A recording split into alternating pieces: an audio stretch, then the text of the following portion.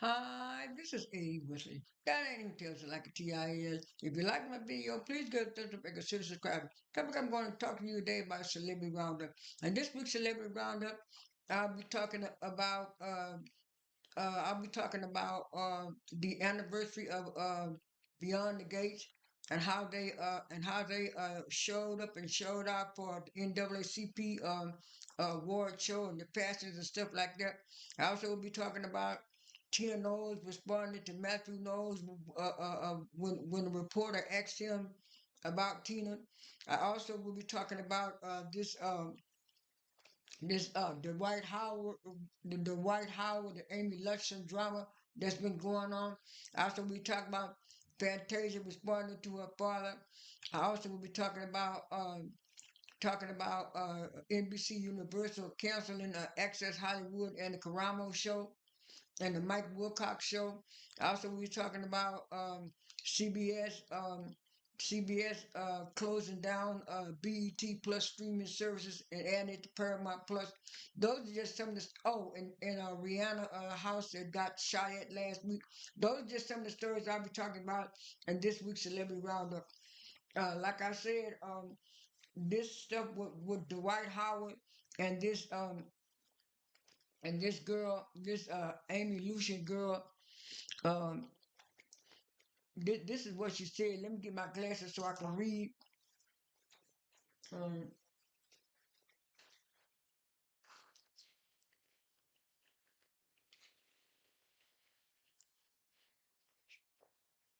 Amy Lucian world. I can admit right now, I feel ashamed. I'm cringed when I see complete and when I see couples take their issues to the internet. But I was humbled with the understanding because now look what I have to do to protect myself. My husband put himself in a position that resulted in CPS being called to our house 3 times in less than 2 months. But 3 days ago, they were called again and they left with our daughter. I have personally had to call the police on him 3 times in a barely 14 months marriage. Everyone around me told me you made a commitment through sickness and health, and that played with my mind. I found sickness and health that played with my mind. I filed for divorce at 6 months. I came back because honestly, I tried to listen to the married couple, the married, the married people around me, and and said it was too soon to walk away. But now, but now at what I've got myself into. My stepson is only 12 years old. When CPS and the police came to take our daughter, my husband needed an alibi to collaborate a lie. I told him I want no part in return. He coached my stepson to lie. I recognize I recorded I recorded me taking my stepson according to my stepson. You can hear him relaying to me, telling him I know daddy made you lie on me to the police. You hear you hear him replying, feeling guilty for following daddy's rules. You'll hear me tell my stepson I still love you. And he replied, I love you too. My stepchildren love me. I could say so much more I could say so much more about the pain I personally endured, but it's about these children, and I'm deeply heartbroken right now to have to advocate for minor voices in return a marriage that I was so happy to be in. And that's I just read a little bit of it, and what it was, she got on there and she got on that Instagram and she had that she was on there and she had that big old thing of cocaine and all over the internet. She had it in like a Ziploc bag. And what I didn't like about it was she talking about he was sniffing that stuff, and she showed how he was sniffing stuff. But she had put the stuff in her hand, then looked like she put it down, then like she had something like a little tube or something, and it accidentally got on the. I guess she didn't wipe it off. I guess she didn't wipe it off the back of her hand like this. And it was like she putting the back of her hand up to her nose. I said, wait a minute. I was giving her a sound. I said, you talking about him smoking that stuff? That seemed like you smoking that stuff too. And then right after that, right after she did that, they said Dwight Howard filed for divorce. And after he filed for divorce, she said she had called the police on him and stuff like that because when she tried to go back to the house, he had locked out of the house. And so when the police came, she said police told him that he can't lock out the house and stuff like that because they were married. And then she said she left again and he locked out again, but not only did he lock out, he changed the lock. But if I was a girl, I would have been let Dwight Howard go. I wouldn't even went back to him the second time, talking about listening to married people. You can't listen to everybody. If you feel like something's going on going on wrong in your relationship, and you've already seen so many red flags, it's time for you to leave and move on. I sure hope she get herself together and move and get on. And then right after that, uh, Royce came out and said, I told you, what makes you think that he was going to treat you any different than me? And I said, oh, you right, Royce. I said, a lot of these women like that. Jennifer kind of reminded me of Jennifer Lopez when Jennifer Garner told her what was going on with Ben Affleck, but she didn't believe it. She thought she was going to be able to change that man, turn right around. Now, now her and Ben Affleck getting ready to get divorced. Jennifer Lopez. And so it's so I don't know why these women think they could change these men and stuff. And then right there, Royce got on Carlos King show and said that they did take those CPS did take those kids away from them and stuff like that. On to another note, uh, Matthew Knowles was talking on his talk show and they were saying, Destiny Child's been doing good stuff. It's almost the anniversary of Destiny Child. She said your contributions to the group, and also Miss Tina. And it was like when that report, I saw the clip of it, and that's how I was able to remember a little bit of it. And it was like he jumped up and talking. He went talking to them, got all mad and stuff like that. And so let me pause the video and bring up what Miss Tina said. Okay, I'm back now. I found it. It says Tina Knowles seemingly responds to viral Matthew Knowles walkout. This is from more the source, but I think I got this from the. I think I got the. Yeah, it says more the source. It says Tina Knowles and Matthew Knowles are spotlighted after a viral interview moment sparked uh, controversy online. During a recent interview, Matthew Knowles questioned a contributor to the early success of Destiny's Child. A host credited her for helping shape the group's image. Interviewer pointed out that Tina designed many of the outfits and styling. Matthew abruptly ended and walked out.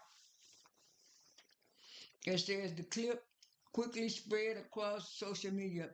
Soon after, Tina appeared to subtly respond online by highlighting her career and styling work, reminding remaining role models she played in shaping Destiny's Child early looks, which helped launch the career of Beyonce.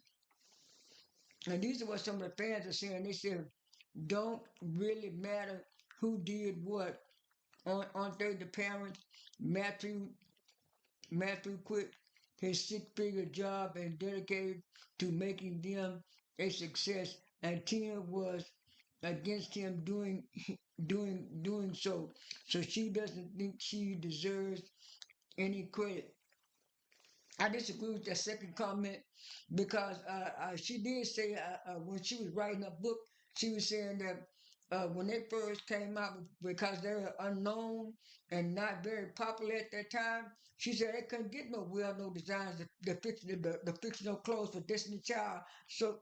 So she took it upon herself to do it, and I'm so glad because if she had them girls probably would have been looking on any kind of way because when you just starting out, people want you to show your potential and your talent first before they start getting behind you and sponsoring you and doing stuff. So she did a good job, and she was right about that. On to the next topic. Um,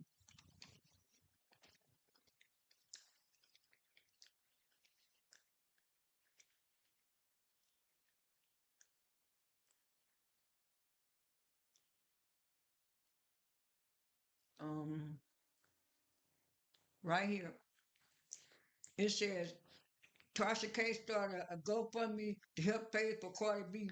Now, in my last two videos, I said that in my previous videos, I said that CardiB and her team was making sure that Tasha K was not secretly hiding no money because Tasha K kept saying she don't have the money to pay her. So she started GoFundMe. She said, I don't have 3.5 million sitting in cash. Tasha K launches GoFundMe to pay off CardiB's judgment. And she still got to pay that $4,000 judgment. But like a lot of people saying, at least Cardi B was trying to work with her at first, but she kept on playing these games and talking about she got lawyers and she got a lawyer team and she know how to do this and she know how to do this. Got her a YouTube page before she made her app. Got to bragging about she ain't paying nobody about it nothing. She ain't paying nobody about nobody nothing. And like this one YouTuber said, he said if Tasha K would just did like Cardi B wanted her to take those videos down and not talk about her again, she wouldn't be in this debt. And like I said in previous videos, there's some people think that they can outsmart people and outdo the system and stuff like that and stuff like that. I hope Tasha K gets the money. And she did get on a thing last week or week before last and said her winos had supported her and gave and with them giving her support to her GoFundMe, she had raised I think she said $10,000 or $10 million, something like that. And then somebody said that she got on her Instagram crying and boo-hooing again about paying Cardi B the debt. At least she's paying at least she's paying in increments and installments. On to the next story.